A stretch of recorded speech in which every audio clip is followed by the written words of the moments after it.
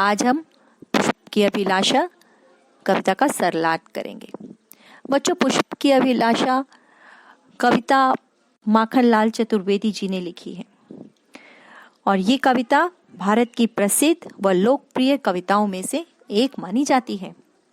इस कविता में श्री माखनलाल चतुर्वेदी जी ने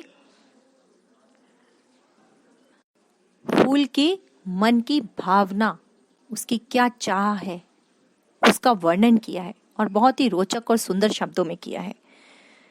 माखनलाल चतुर्वेदी जी बहुत अच्छे निबंधकार, गीतकार व नाटककार थे। आपको उनके बारे में एक और बात बताऊं, वे पहले ऐसे साहित्यकार थे जिन्हें प्रथम साहित्य अकादमी पुरस्कार 1955 में मिला था और सन 1963 में उन्हें पद्म विभूषण से भी अलंकृत किया गया था, यानी उन्हें पद्म विभूषण पुरस्कार मिला था। प्रस्तुत कविता में माखनलाल चतुर्वेदी जी ने फूल का, मैंने अभी आपको बताया, मानवीकरण किया है, उसको एक मनुष्य के रूप में प्रस्तुत किया है। फूल अपने मनोभावों को प्रस्तुत करता है। माखनलाल चतुर्वेदी जी इसमें यह दिखा रहे हैं कि एक बार एक वनमाली मीन्स वन का माली, जो वन की देखभाल करता है, उसकी फूलों की देखभाल करता है, उसने अपने फूलों से यह पूछा कि वे कहाँ जाना चाहते हैं। उसको उन्होंने तरह तरह के विकल्प मीन्स ऑप्शंस दिए कि तुम यहाँ जा सकते हो, वहाँ जा सकते हो। फूल जहाँ जहाँ जाता था पहले से, उसके मन में कुछ भाव आते हैं। उन्हीं भावों का बहुत सुंदर तरीके से वर्णन किया है। आइए हम सब मिलकर कविता को पढ़ते हैं। आप भी मेरे साथ पढ़िए। चाह नहीं मैं सुरबा लाके गहनों में गूंथा जाऊं, चाह नहीं प्रेमी माला में बिंद प्यारी को ललचाऊं, चाह नहीं सम्राटों के शव पर हे हरि डाला जाऊं, चाह नहीं देवों के सिर पर चढ़ूं, भाग्य पर इठलाऊं, मुझे तोड़ लेना वनमाली, उस पद पर देना तुम फेंक, मातृभूमि पर शीश चढ़ाने जिस पद जाए वीर अनेक। चलिए बच्चों, अब इसका सरलाट करते हैं। चाह नहीं मैं सुरबाला के गहनों में गूंथा जाऊं। पुष्प कह रहा है कि मेरी ऐसी बिल्कुल भी चाह, पुष्प का क्या मतलब है बच्चों यहाँ पर?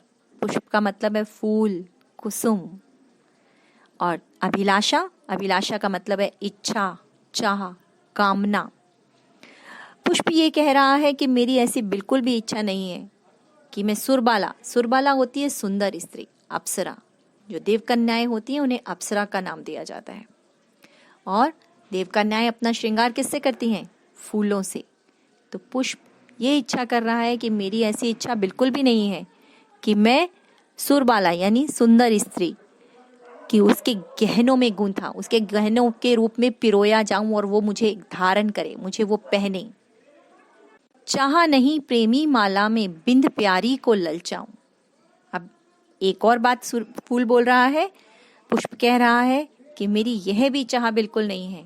प्रेमी माला मीन्स जो लोग एक दूसरे से प्यार करते हैं, उन लोगों की माला में। आप देखते हैं लोग एक दूसरे को मालाएं भी पहनाते हैं क्योंकि वो एक दूसरे को पसंद करते हैं। शादियों में भी एक दूसरे को दूल्हा दुल्हन माला पहनाते हैं। तो यहाँ पर प्रेमी माला मीन्स मैं प्रेमी की माला में, उसकी जो लोग प्रेम करते हैं आपस में, उनकी मालाओं में गुथ करके, बिंद मीन्स बंधना, जुड़ना, उसमें बंद करके मैं प्यारी मीन्स जो प्रेम करने वाली स्त्री है उसको ललचाऊं मीन्स मन में उसके भावनाएं जागना, लालच आना, किसी भी तरह का देख करके सुंदर लगना। मालाएं सुंदर भी तो लगती हैं, तो फूलों की ओर आकर्षित होना, वैसा भी वो बिल्कुल भी नहीं चाहता कि ऐसा कुछ हो। नहीं सम्राटों के शव पर हे हरि डाला जाऊं। यहाँ पर फूल माली से फिर से निवेदन कर रहा है कि हे माली, मेरी ऐसी कामना भी नहीं है कि सम्राट मीन्स राजा महाराजा और उनके शव मीन्स जो मृतदेह होती है। जब हम लोग मर जाते हैं तो उन लोगों के ऊपर भी फूल चढ़ाए जाते हैं, और जो राजा वगैरह पहले समय में भी होते थे उनके शरीर पर ढेरों फूल चढ़ाए जाते थे। तो यहाँ पर पुष्प फिर से ये अपनी इच्छा जाहिर कर रहा है कि हे माली, मेरी ऐसी भी इच्छा बिल्कुल नहीं है कि मैं जा करके सम्राटों के शव पर चढ़ाया जाऊं। हे भगवान, मेरे को ऐसा भी जीवन नहीं चाहिए। चाहा नहीं देवों के सिर पर। अब बच्चों देखिए, इसकी इन दो पंक्तियां, इन पंक्तियां अभी तक आपने जितनी पंक्तियां पढ़ी ये तो रोचक थी ही। अब इनके आगे वाली दो पंक्तियां और भी ज्यादा मुझे आपको रोचक लगेंगी। देखिए बच्चों, चाहा नहीं देवों के सिर पर चढ़ूं, भाग्य पर इठलाऊं। अब फूल क्या कह रहा है? हम सबको किसने बनाया है? ईश्वर ने। मगर यहाँ पर फूल अपने उसके भाव देखिए कितने सुंदर हैं कि वो यह भी नहीं चाहता कि मुझे वन का माली जाकर के देवों के सिर पर, कि मैं देवों के सिर यानी भगवान के ऊपर समर्पित चढ़ाया जाऊं, मैं देवों के सिर पर, उसके सर पर चढ़ूं यानी भगवान के ऊपर मैं चढ़ाया जाऊं और भाग्य पर इठलाऊं। भाग्य मीन्स अपनी किस्मत। बहुत भाग्यशाली माना जाता है अपने आप को यदि ईश्वर हमारे को अपने चरणों में ले लेता है, हमारे साथ ईश्वर का जरा सा भी संबंध जुड़ता है तो हर कोई अपने आप को बहुत पुलकित महसूस, बहुत खुश महसूस करता है, बहुत अच्छा लगता है उन लोगों को। मगर यहाँ पर फूल ऐसा भी बिल्कुल नहीं चाहता। वो ये नहीं कह रहा कि मेरे को ईश्वर के ऊपर समर्पित किया जाए। है ना सुंदर पंक्तियां? आगे पढ़िए। अब फूल की वास्तविक इच्छा क्या है? अब बच्चों, ये कविता बहुत ही सुंदर तरीके से आत्म त्याग और आत्म बलिदान की भावना से ओतप्रोत है। देखिए कितना सुंदर वर्णन किया है आखिर की पंक्तियों में, और आप भी सुन करके एकदम से भाव विभोर हो जाएंगे। मुझे तोड़ लेना वनमाली। फूल वनमाली से प्रार्थना कर रहा है अंतिम पंक्तियों में कि हे वन के माली, मुझे तुम तोड़ लेना। जब तुम मुझे तोड़ लोगे, उस पथ पर देना तुम फेंक। तुम मुझे उस पथ पर, उस रास्ते पर जाकर के मुझे फेंकना, मुझे उस रास्ते पर जाकर के बिछा देना। माँ जन्मभूमि, जहां पर हमने जन्म लिया है। भारत हम सबकी जन्मभूमि है ना बच्चों? बेटा जन्मभूमि पर शीश चढ़ाने मीन्स अपना मस्तक मीन्स अपना जीवन समर्पित करने, अपने जान की बाजी लगाने के लिए देश के सैनिक क्या करते हैं? हमारे देश की रक्षा के लिए अपने प्राणों का भी बलिदान कर देते हैं। एक मिनट भी नहीं झिझकते वो, मगर अपने देश की रक्षा करते हैं। फूल को उस रास्ते पर जाकर के बिछना सबसे ज्यादा अच्छा लग रहा है। उसकी कामना ही यही है कि जो अपने देश के लिए समर्पित व्यक्ति है, सबसे ज्यादा जो अपने देश की रक्षा के लिए, अपने देश को बचाने के लिए कुछ भी कर गुजरने के लिए तैयार है, यहाँ तक वो अपना जीवन भी समर्पित कर देता है। फूल खुशी खुशी उन वीर सैनिकों की राहों में बिछ जाना चाहता है। देखा बच्चों, इस कविता में कितना सुंदर वर्णन किया है पुष्प की अभिलाषा का। बच्चों, वीर पुरुष मातृभूमि की रक्षा के लिए सर्वस्व अर्पित कर देते हैं।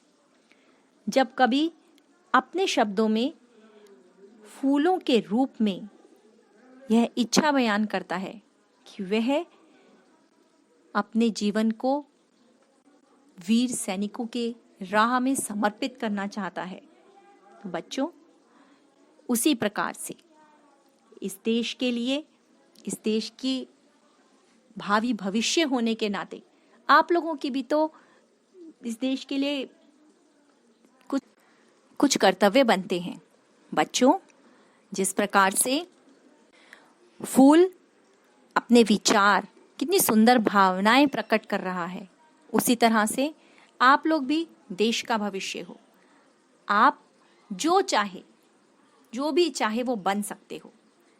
आपको भी कुछ ऐसा करना चाहिए जिससे कि आपके माता पिता और आपके अध्यापकगण सभी को आप पर गर्व हो। अंत में मैं आप सबको सिर्फ यही कहना चाहूंगी, विकल्प बहुत मिलेंगे बच्चों, आप सबको विकल्प बहुत मिलेंगे राह को भटकाने के लिए, परंतु आप सबका सिर्फ एक संकल्प, कुछ बनने का एक संकल्प ही काफी रहेगा आपको आपकी मंजिल तक पहुंचाने। यदि आपने अभी तक मेरे चैनल को सब्सक्राइब नहीं किया है तो कृपया सब्सक्राइब कीजिए और बेल आइकन को दबा दीजिए ताकि मेरे चैनल की सभी नोटिफिकेशंस आपको समय पर मिलती रहें।